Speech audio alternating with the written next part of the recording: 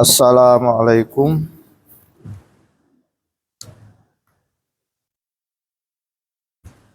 Assalamualaikum warahmatullahi wabarakatuh. Al-Fatihah. A'udzu billahi minasy syaithanir rajim. Bismillahirrahmanirrahim. Alhamdulillahi rabbil alamin. Arrahmanir rahim. Maliki yaumiddin.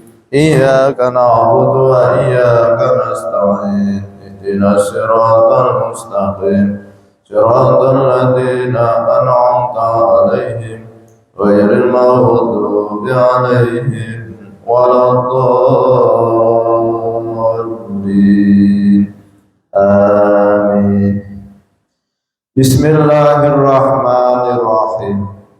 Lan rawang kang kaping 8 iku buhlu wa khauful fakir, tegese bakhil utawa pikir, wa khauful fakir wedi mati, wedi fakir krana kanca boyone bakhil utawa medit utawa pelit iku tamak lan lobo ing atase pelonggaran nglanggengake lungguh ana ing pasar-pasar lan iku pasar panggonane lungguhe setan. Bismillahirrahmanirrahim. Jadi salah satu penyakit hati yang akan membawa penderitaan yang lama itu adalah pikir, medit, pelit. Nah, ini penyakit hati. Penyakit hati itu bisa membawa orang itu masuk neraka. Beda kalau penyakit jasmani. Penyakit jasmani itu kalau orang sudah meninggal itu sudah berakhir. Penyakit diabetes, darah tinggi, liver, jantung itu kalau sudah meninggal sudah selesai. Dan ini tugasnya dokter jasmani. Tapi kalau penyakit hati itu tugasnya dokter rohani, para kiai, para ulama. Karena orang yang selamat dari penyakit hati dia akan masuk surga. Tapi kalau orang yang berpenyakit hati, sombong, rakus, drengki, itu semuanya itu tugasnya dokter rohani. Dan penyakit ini harus kita ketahui dan harus kita obati.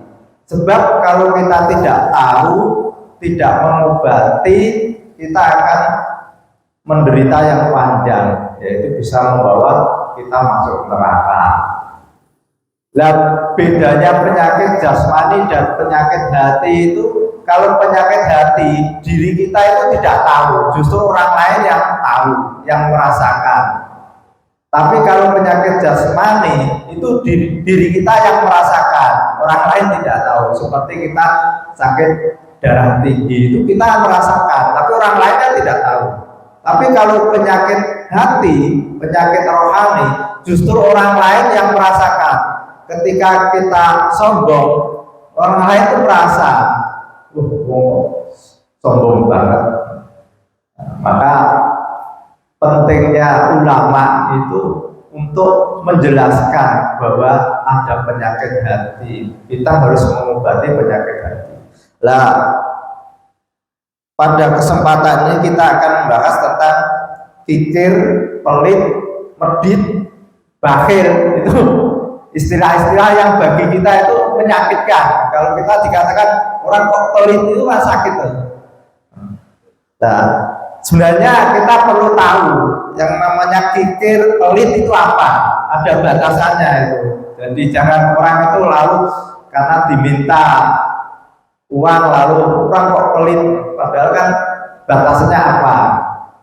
Jadi orang itu dikatakan pelit, dikatakan kikir kalau orang itu tidak mau mengeluarkan kewajiban-kewajiban dan yang dianjurkan. Itu baru orang itu dikatakan kikir atau pelit. Orang tidak mau mengeluarkan zakat padahal dia sudah berkewajiban zakat, itu orang kikir. Orang yang tidak mau bersedekah, membantu orang lain padahal dia mampu, itu adalah orang kikir, orang pelit. Nah, ukurannya ini bertingkat-tingkat karena sesuai dengan status sosial. Orang yang kaya tentu menginfakkan 10.000 itu masih termasuk pelit. Tapi kalau orang yang penghasilannya hanya 50.000 menginfakkan 10.000 itu bukan lagi kikir. Jadi itu sesuai dengan kondisi seseorang. Lalu kenapa kok kita itu punya penyakit pelit? Itu kenapa? Itu ada beberapa sebab. Di antara yang pertama itu sebabnya karena kita itu terlalu menuruti keinginan hawa nafsu. Keinginan itu yang menjadikan kita menjadi orang kikir, orang pelit. Kita mestinya punya uang 500 juta, itu kan sudah banyak. Tapi karena kita bangun rumah menghabiskan 600 juta, jadi tidak bisa infak ke masjid. Kalau rumah yang kita bangun hanya 300, berarti kan kita masih punya uang 200 juta. Kita diminta Pak Udawi sodako untuk mauludan kan bisa. Berarti gara-gara kita menuruti keinginan itu sehingga kita uangnya habis, tidak bisa berinfak. Maka kita harus melawan keinginan-keinginan yang melebihi penghasilan atau melebihi keuangan kita. Yang mestinya kalau kita punya uang 500 juta, kita keluarkan yang 300 juta untuk bangun rumah, sisanya bisa untuk berinfak. Tapi kalau punya uang 500 juta, keinginannya lebih dari itu, apalagi sampai pinjam di bank untuk beli mobil atau kredit untuk beli mobil, itu kan jadi kita sulit untuk berinfak. Itu menjadi sulit karena kita dikejar oleh utang, padahal sebenarnya tidak perlu utang. Mobil yang mestinya 100 juta bisa kita naik gara-gara menuruti keinginan 100 juta untuk DP, sisanya kita tiap bulan harus ngangsur. Nah ini harus kita obati. Obatnya apa? Kita harus pola hidup sederhana. Jadi kalau kemampuannya mobil 100 juta ya kita beli 100 juta, jangan melebihi itu. Rumah yang mampunya misalnya 500 juta ya jangan lebih dari 500 juta. Dengan pola sederhana ini insya Allah kita menjadi orang yang tidak pelit lagi, karena kita masih punya sisa anggaran yang ada. Itu yang pertama. Itu yang kedua, itu kenapa orang menjadi pelit dan kikir, itu panjang angan-angan. Jadi dia memaksakan diri bahwa dia itu akan hidup 100 tahun lagi, sehingga dia mengumpulkan harta sebanyak-banyaknya untuk persiapan hidup itu.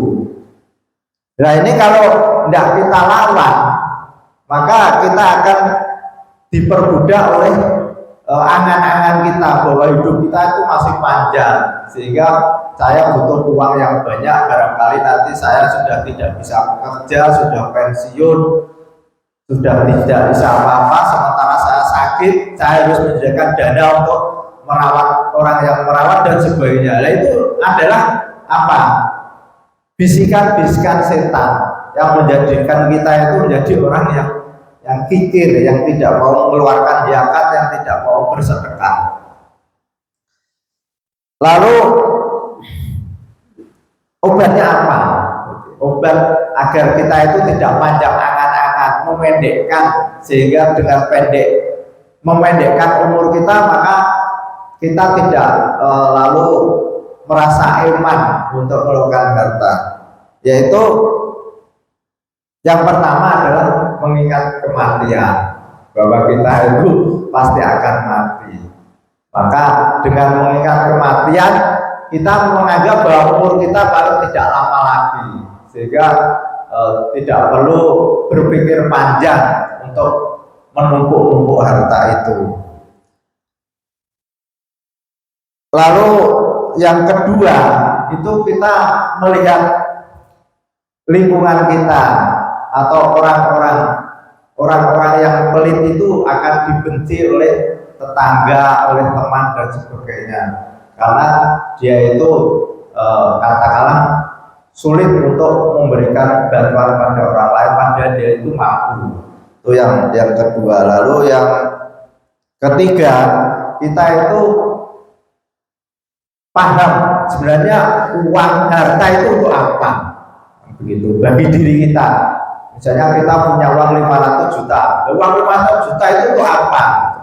Kalau itu kita pahamkan bahwa ini adalah persediaan hidup di dunia, padahal kita hidup itu tidak hanya di dunia, di akhirat kita juga hidup. Kehidupan di dunia adalah sementara kehidupan akhirat itu lebih kekal. Wal akhiratu khairu dan kehidupan akhirat itu lebih baik dan lebih kekal. Maka harta yang kita punya itu tidak seluruhnya, harus kita sebagian kita keluarkan untuk tabungan di akhirat, untuk bekal kita hidup di akhirat.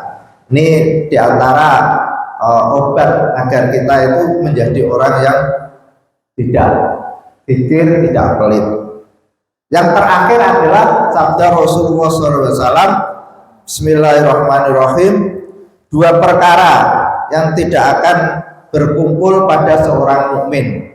Yang pertama adalah fikir atau pelit, yang kedua adalah buruk perangai, buruk akhlaknya.